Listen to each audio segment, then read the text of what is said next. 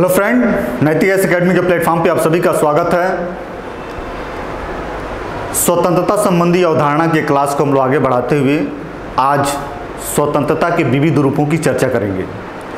स्वतंत्रता के संदर्भ में नकारात्मक और सकारात्मक अवधारणा के समर्थक और विचारकों के हम लोगों ने विचारों को पढ़ने के बाद आज हम स्वतंत्रता के विविध रूपों की चर्चा करेंगे, जिससे भी कई बार प्रश्न जो है परीक्षाओं में पूछे गए हैं और अक्सर इनसे परीक्षा में प्रश्न बनने की संभावना बनी रहती है। तो आइए हम लोग देखते हैं स्वतंत्रता के विविध रूप। स्वतंत्रता के विविध रूप। स्वतंत्रता के विविध रूप में हम लोग 5 प्रकार की स्वतंत्रता की चर्चा करेंगे, जिसमें है प्राकृतिक स्वतंत्रता, प्राकृतिक स्वतंत्रता, दूसरा है व्यक्तिगत स्वतंत्रता, व्यक्तिगत स्वतंत्रता, तीसरा है नागरिक स्वतंत्रता, नागरिक स्वतंत्रता, चौथा है राजनीतिक स्वतंत्रता, राजनीतिक स्वतंत्रता, और पांचवा है आर्थिक स्वतंत्रता, आर्थिक स्वतंत्रता। स्वतंत्रता के विविध रूपों में इन कुल 5 स्वतंत्रताओं की चर्चा हम लोग करेंगे। मॉन्टेस्क्यू के ऐसा विचारक है जिसके एक स्टेटमेंट से हम लोग इस स्वतंत्रता के विविध रूपों वाले क्लास को स्टार्ट करेंगे, जिसमें उसने कहा था कि स्वतंत्रता एक ऐसा शब्द है जिसके राजनीति शास्त्र में बहुत सारे अर्थ हैं और मनुष्य के मस्तिष्क पे इसका सबसे ज़्यादा प्रभाव पड़ा है। मॉन्टेस्क्यू ने क्या कहा, परीक्षाओं में पूछे गए स्टेटमेंट है। मॉन्टेस्क्यू ने यह कहा कि जो स्वतंत्रता का अर्थ राजनीति शास्त्र में सबसे ज़्यादा है और मनुष्य के मस्तिष्क पे इसका सबसे ज़्यादा प्रभाव है। इसी संदर्भ में स्वतंत्रता के विविध रूपों की चर्चा हम लोगों को करना है। तो सबसे पहले हम लोग जो है प्राकृतिक स्वतंत्रता की बात करेंगे। यह है प्राकृतिक स्वतंत्रता।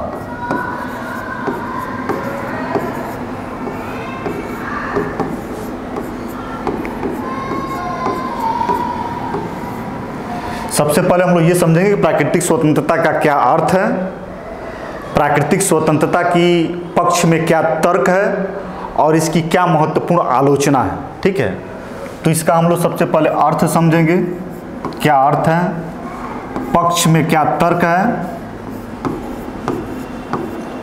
और इसकी क्या आलोचना है।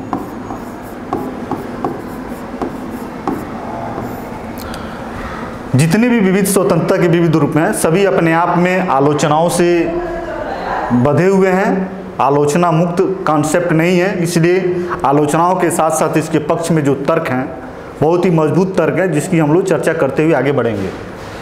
तो प्राकृतिक स्वतंत्रता का तात्पर्य वही है जो स्वतंत्रता के नकारात्मक अवधारणा को हम लोगों ने चर्चा किया था, प्रतिबंधों के अभाव और मनमानी करने की पूर्ण आज़ादी।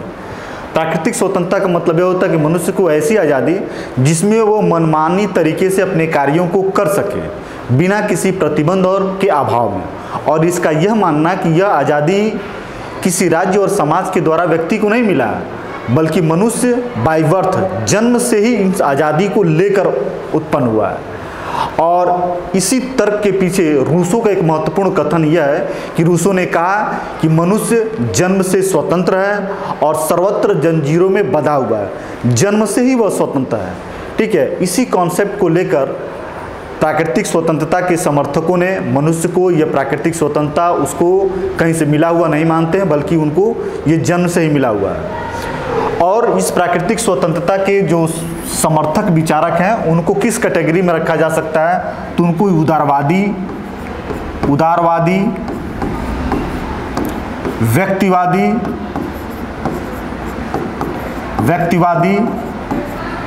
और तीसरा बहुलवादी।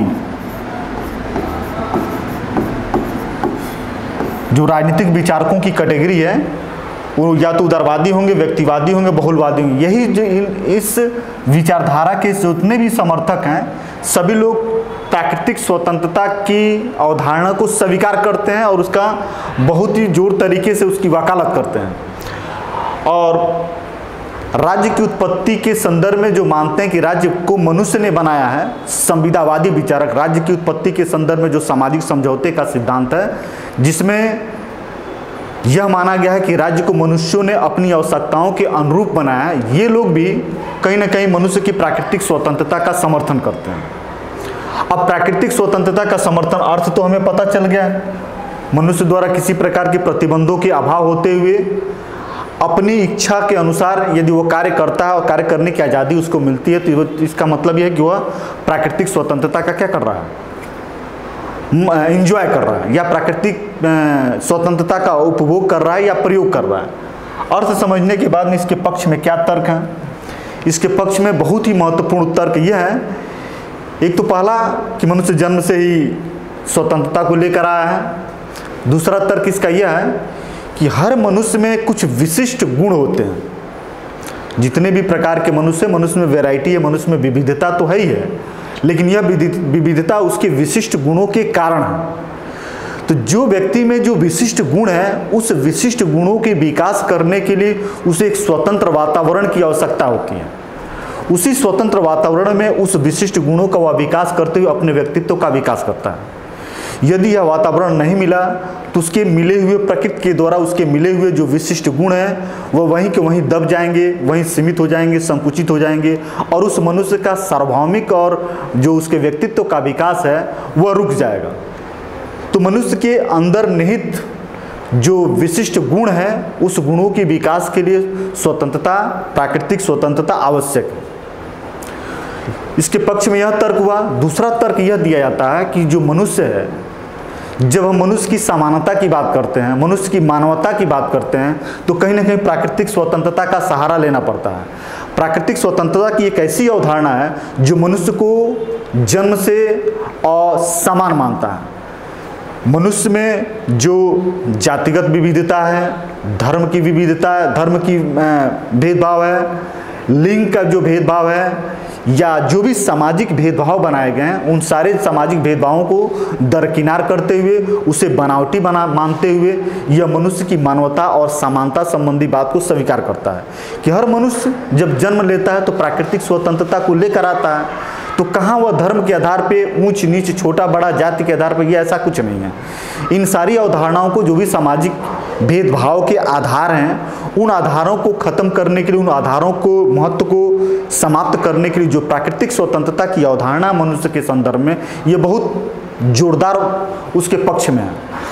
यदि मनुष्य प्राकृतिक रूप से स्वतंत्र है और सारे मनुष्य स्वतंत्र हैं, सारे इस आधार पर मनुष्य को समान मानते हैं, सामाजिक भेदभाव के जो भी आधार मनुष्यों ने बनाया है वह कहीं ना कहीं उसके विकास के बाधक हैं। तो इस तरीके से जो प्राकृतिक स्वतंत्रता के संदर्भ में पक्ष में जो दोनों तर्क हैं ये काफ़ी मजबूत हैं, काफ़ी अच्छे हैं। लेकिन कहीं ना कहीं इस प्राकृतिक स्वतंत्रता का एक आलोचनात्मक पक्ष भी है। यह आलोचनात्मक पक्ष क्या है कि प्राकृतिक स्वतंत्रता कहीं ना कहीं मत्स्य न्याय की अवधारणा को, मत्स्य न्याय की अवधारणा को बल प्रदान करता है, उसको मजबूती प्रदान करता है। मत्स्य न्याय है क्या? मत्स्य न्याय उसको कहा जाता है जो बिना कानून व्यवस्था परंपरा के मनचाहे तरीके से काम को करना और अपने कार्यों को अपने से ही उचित और जस्टिफाई करना, उसको मत्स्य न्याय की अवधारणा में रखा जाता है। अब प्राकृतिक स्वतंत्रता की बात करने वाले राज्य के कानून, समाज की परंपरा और प्रथाओं को निगलेक्ट करेंगे। कहीं ना कहीं जो बलवान मनुष्य है, शक्तिशाली व्यक्ति, वह निर्बल व्यक्ति के हितों को पैरों तले कुचलते हुए अपने हितों को साधेंगे प्राकृतिक स्वतंत्रता के नाम पे कि प्रकृति ने हमें स्वतंत्रता दिया है। इस तरीके से यदि ये मत्स्य न्याय की अवधारणा प्राकृतिक स्वतंत्रता से जो बलवती होती है, निर्बलों के हितों को कुचला जाता है, उस संदर्भ में प्राकृतिक स्वतंत्रता कहीं ना कहीं आलोचना होती है। यदि प्राकृतिक स्वतंत्रता की कल्पना को निर्बलों के हितों से सुरक्षित रख दिया जाए, निर्बलों के हितों को सुरक्षित रख के प्राकृतिक स्वतंत्रता की बात किया जाए, तो इस प्राकृतिक स्वतंत्रता में बहुत ही दम और बहुत ही स्वीकार्य है। इन आलोचनाओं के बावजूद भी प्राकृतिक स्वतंत्रता की कॉन्सेप्ट को लोग आज भी स्वीकार करते हैं। बहुत सारे राज्यों में, जैसे देखा जाए फ्रेंच क्रांति, अमेरिका की क्रांति, इन्होंने कहीं ना कहीं प्राकृतिक स्वतंत्रता की अवधारणाओं को स्वीकार करते हुए वहाँ यह राजनीतिक क्रांतियाँ हुई। और जिस भी जगह जहाँ सत्ता की निरंकुशता बढ़ती है, सत्ता की तानाशाही बढ़ती है, वहाँ प्राकृतिक स्वतंत्रता का सहारा लेकर प्राकृतिक स्वतंत्रता की वकालत करके सत्ता का विरोध भी किया जाता है।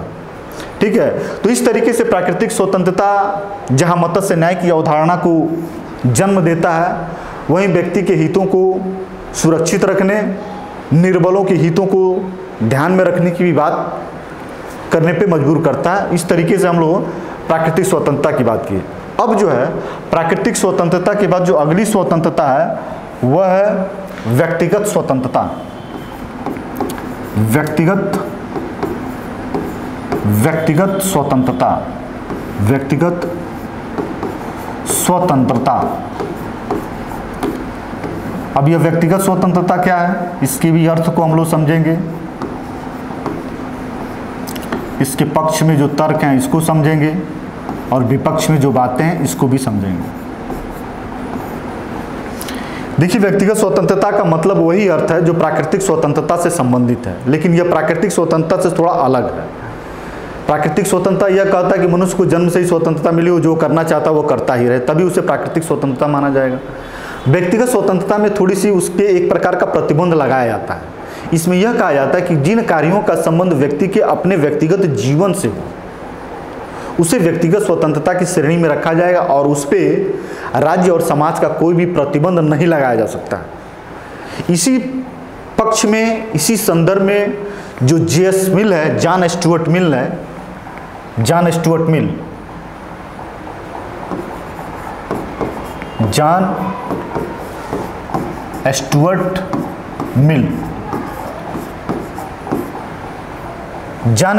ने कहा कि जो राज्य और समाज है वह व्यक्तियों की आत्मरक्षा के संदर्भ में व्यक्ति के जीवन में और व्यक्ति की स्वतंत्रता में हस्तक्षेप कर सकता है। आत्मरक्षा के आधार पर राज्य या समाज व्यक्ति की स्वतंत्रता में, निजी स्वतंत्रता में हस्तक्षेप कर सकता है। नहीं तो व्यक्ति अपने पे, अपने मस्तिष्क पे, अपने शरीर पे और अपनी आत्मा पे प्रभु है, अर्थात अपना निर्णय लेने में वह सक्षम। ठीक है, तो इस तरीके से जो स्वतंत्रता की वकालत की गई कि जो निजी काम है, व्यक्ति का जो निजी काम है उसमें पूरी आज़ादी, जैसे क्या खाना है, क्या पहनना है, किस धर्म का अनुसरण करना है, कहाँ क्या बोलना है, ये सारी चीज़ें व्यक्ति की अपनी निजी होती है। खाने पे, पीने पे, पहनने पे, कहीं जाने पे यह जो प्रतिबंध होता है यह व्यक्ति के निजी जीवन को नष्ट करने वाला होता है। और यह जो निजी मामला होता है ये व्यक्ति के अपने व्यक्तित्व को निखारने में, अपने व्यक्तित्व को बनाने में उसका बहुत बड़ा रोल होता है। व्यक्ति क्या खाना पसंद करना चाहिए ये उसके व्यक्ति की इच्छा पर निर्भर करती है, न कि उस पर किसी प्रकार के आरोप प्रत्यारोप, आलोचना, तर्क देकर उसको जो है जबरदस्ती से कोई खाना खिलाया जाना, यह नहीं होता है। ये इसके पक्ष में तर्क रहा।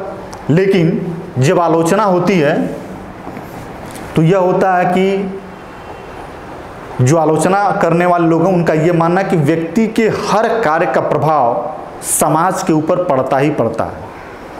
व्यक्ति का कोई ऐसा कार्य नहीं है जिसका प्रभाव समाज पर नहीं पड़ता है। इसलिए समाज की जो मर्यादाएं हैं, समाज का जो प्रथाएं हैं, परंपराएं हैं, जो नियंत्रण करने की जो शक्तियां हैं वह किसी न किसी रूप में व्यक्ति के ऊपर रहना चाहिए। दूसरी बात यह है कि व्यक्ति की निजी मामला और सार्वजनिक मामलों में पूरी तरीके से अंतर करना ये बहुत ही मुश्किल काम है।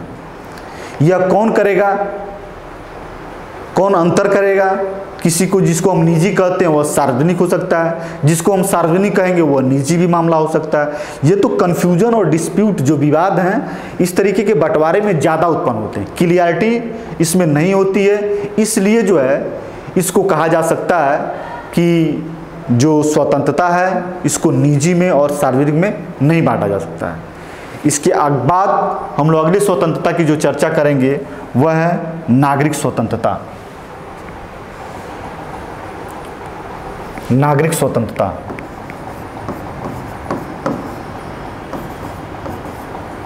नागरिक स्वतंत्रता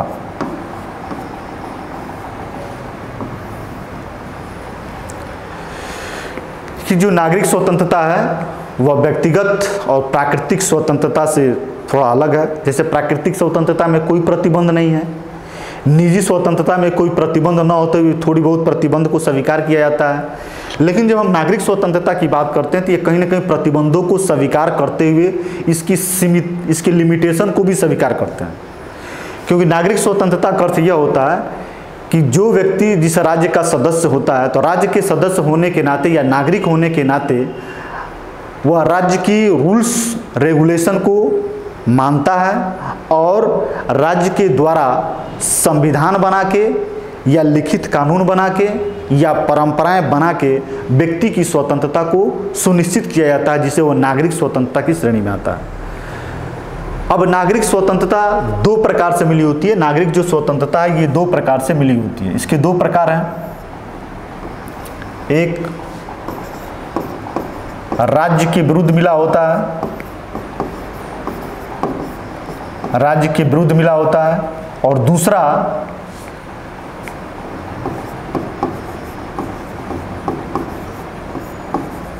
व्यक्ति को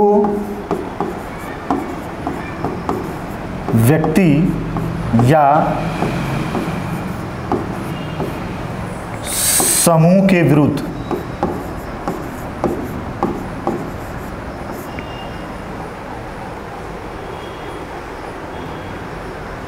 ठीक है। नागरिक स्वतंत्रता जो है दो रूप में मिली होती है। राज्य के विरुद्ध भी होता है और व्यक्ति या व्यक्ति के विरुद्ध मिला होता है। राज्य के विरुद्ध मतलब राज्य अपने संविधान के माध्यम से इस बात को सुनिश्चित कर देता है, कुछ ऐसे अधिकार प्रदान कर दिए जाते हैं जिस अधिकारों की सुरक्षा करना राज्य का दायित्व होता है, और यदि वह राज्य उन अधिकारों की सुरक्षा नहीं करता है तो वह व्यक्ति उस राज्य के विरुद्ध न्यायालय में या खुद आंदोलन के माध्यम से विद्रोह करता है या आलोचना करता है। जैसे भारतीय संविधान में देखा जाए तो भारतीय संविधान की में जो मौलिक अधिकार वहाँ के नागरिक होने के नाते ही मिला हुआ है, यह क्या है? ये नागरिक स्वतंत्रता ही है। व्यक्ति के व्यक्ति या समूह के विरुद्ध अधिकार, बहुत सारे अधिकार ऐसे होते हैं जो व्यक्ति अपनी स्वतंत्रता को पूरा करने के लिए दूसरे व्यक्ति के जीवन में हस्तक्षेप करता है, उनको अपनी बातों को जबरदस्ती मनवाने का प्रयास करता है। वहाँ भी जो है राज्य के द्वारा उन्हें संरक्षण प्राप्त होता है। तो इस तरीके की जो नागरिक स्वतंत्रता है वह कहीं ना कहीं राज्य के नियम कानून और संविधान के द्वारा संरक्षण प्राप्त होता है। यह मर्यादित होता है और दुनिया के जितने भी देश हैं लगभग सभी जगह नागरिक स्वतंत्रता मिली हुई है। हाँ, यह नागरिक स्वतंत्रता किसी देश में कहीं ज़्यादा है, किसी देश में कम है। जिस देश में नागरिक स्वतंत्रता ज़्यादा होगी उस देश को ज़्यादा से ज़्यादा प्रजातांत्रिक या लोक कल्याणकारी राज्य की श्रेणी में रखा जा सकता है। जैसे यदि साम्यवादी देश में देखा जाए तो लोगों को आर्थिक स्वतंत्रता मिली हुई है जो राज्य के नियम और कानून के द्वारा मिली हुई है। पश्चिम के देशों में देखा जाए तो व्यक्ति को नागरिक स्वतंत्रता आर्थिक स्वतंत्रता की तुलना में कुछ ज़्यादा ही मिला हुआ है। अब यह नागरिक स्वतंत्रता को इस बात की कसौटी माना जा सकता है कि कोई देश कितना ज़्यादा प्रजातांत्रिक है या कितना ज़्यादा लोक कल्याणकारी है। तो कहने का मतलब यह है कि नागरिक स्वतंत्रता जिस भी देश में ज़्यादा होगी वहाँ प्रजातांत्रिक व्यवस्था ज़्यादा होगी, वह राज्य लोक कल्याणकारी ज़्यादा होगा। ठीक है। तो नागरिक स्वतंत्रता के बाद हम लोग आते हैं राजनीतिक स्वतंत्रता में। राजनीतिक स्वतंत्रता।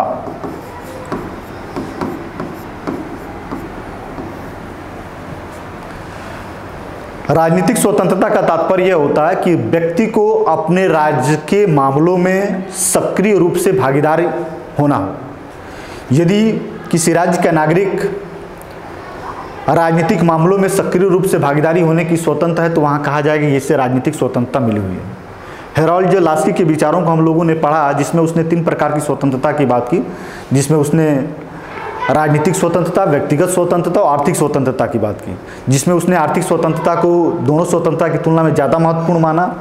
और राजनीतिक स्वतंत्रता में उसने यह भी कहा कि राजनीतिक मामलों में यदि व्यक्ति की सक्रियता बढ़ती है तो इसका मतलब राजनीतिक स्वतंत्रता वहाँ कायम है। लेकिन यहाँ हेरोल्ड जे लास्की के तात्पर्य को समझते हुए कुछ विविध अर्थों में भी राजनीतिक स्वतंत्रता का अर्थ लगाया जाता है, जिसमें सबसे पहले यह कहा जाता है कि राजनीतिक स्वतंत्रता का मतलब यह है कि आप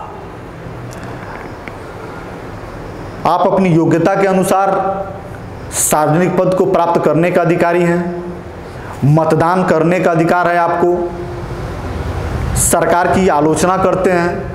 ये सारे अधिकार जो हैं कहीं ना कहीं राजनीतिक स्वतंत्रता को व्यक्त करता है। राजनीतिक स्वतंत्रता भी नागरिक स्वतंत्रताओं के तहत परिसीमाओं में और लिमिटेशन में बंधा हुआ है, और यह भी कहीं ना कहीं देश के संविधान और कानूनों के माध्यम से लोगों को मिला हुआ होता है। इस बात का भी ध्यान रखा जाता है कि आप सरकार की आलोचना करते समय राजनीतिक देश के प्रति विद्रोह न कर सके, देश में कुछ ऐसी व्यवस्था कायम न कर सके जिससे कानून और व्यवस्था को बनाए रखने में असुविधा हो।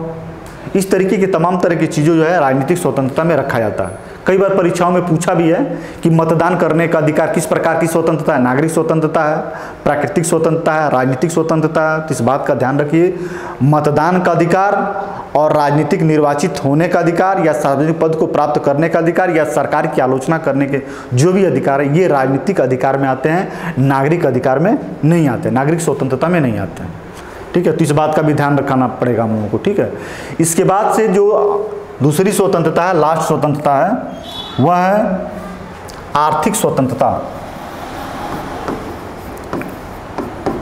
आर्थिक स्वतंत्रता।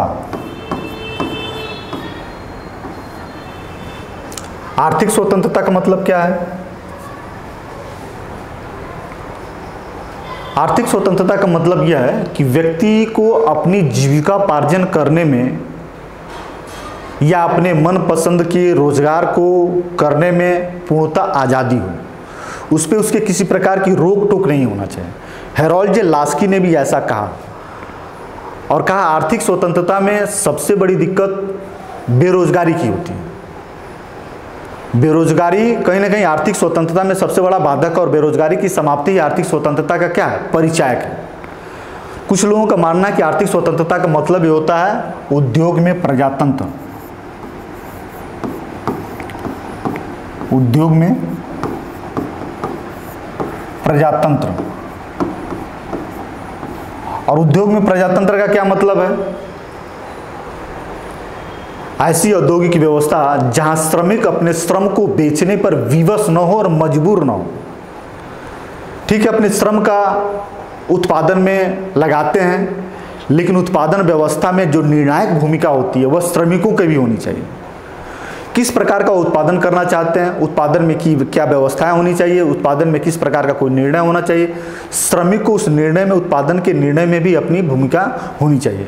केवल अपने श्रम को बेच देना और श्रम के माध्यम से उत्पादन को कर देने से जो श्रमिकों की जो आत्मिक संतुष्टि है वह प्राप्त नहीं हो पाती है।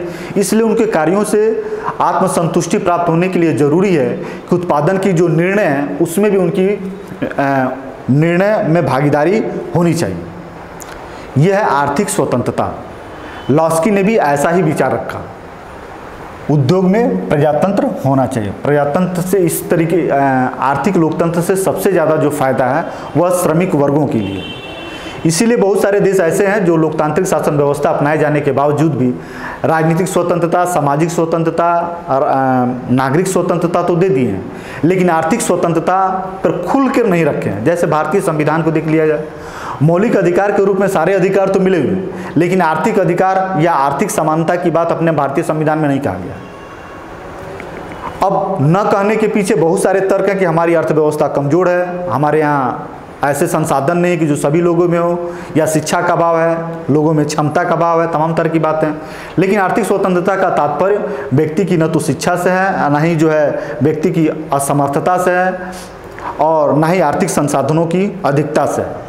कुल मिलाजुला के एक वैचारिक स्तर पर इस तरह की व्यवस्था होनी चाहिए कि मनुष्य को या अपने नागरिकों को अपने रोजगार को चयन करने में अपनी योग्यता के अनुसार अपनी क्षमता को पहचानते हुए रोजगार को चयन करने में किसी प्रकार का कोई प्रतिबंध नहीं होना चाहिए।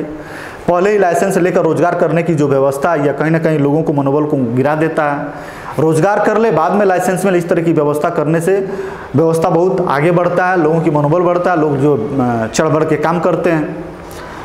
ये रहा स्वतंत्रता के विविध रूपों की हमारे और आपके माध्यम से बीच की चर्चा रही, और इस तरह की स्वतंत्रताओं से प्रश्न आपके बनाए जाते हैं, पूछे जाते हैं और बनते भी हैं। स्वतंत्रता की इस अवधारणा की चर्चा करने के बाद अगले दिन जो है एक बार और हम लोग करेंगे कि स्वतंत्रता का कानून के साथ क्या संबंध है, स्वतंत्रता का राज्य और सरकार के साथ क्या संबंध है। इसके बाद जो स्वतंत्रता संबंधी जो हमारा क्लास है इसको समाप्त कर दिया जाएगा, फिर अगले टॉपिक को हम लोग शुरुआत करेंगे। पुनः आपसे एक बार और मैं यह निवेदन कर दूं कि आप बहुत ही मनोवेग, बहुत ही धैर्य के साथ क्लास को अटेंड करते रहिए, पढ़ते रहिए, वीडियो को देखते रहिए, और इस वीडियो के अनुरूप नोट्स बनाते रहिए, आपकी रेगुलरिटी बनी रहेगी। और अन्य साधन से भी यदि आपको कोई स्रोत मिलता है तो उससे भी आप पढ़ते रहिए। और नेट जेआरएफ की तैयारी थोड़ी सी लंबी तैयारी है, एक दिन की तैयारी नहीं है। ये कि कंटिन्यूटी और रेगुलरिटी जिन लोगों ने बना कर रखा है, निश्चित तौर से करप्शन और भ्रष्टाचारी के बावजूद भी रिजल्ट उनके पक्ष में आता है, इसमें कोई दो राय और कोई शंका नहीं है। फिर हम लोग नेक्स्ट क्लास में नेक्स्ट टॉपिक के साथ आप लोगों से मुलाकात होगी। धन्यवाद।